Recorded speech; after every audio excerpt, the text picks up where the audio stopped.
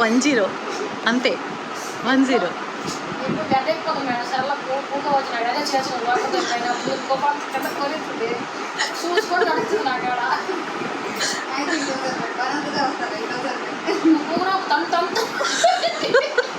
చూసావా నీ మీద ఎంత కోపం ఉందో.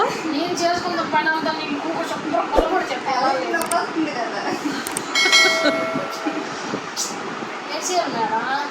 వెళ్ళు హాస్పిటల్కి, ఏదో 10 ఎక్కేసి వెళ్ళిపోతానన్నావుగా.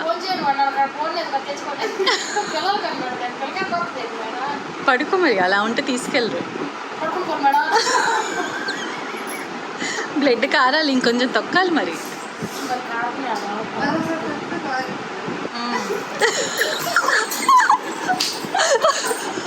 అయ్యో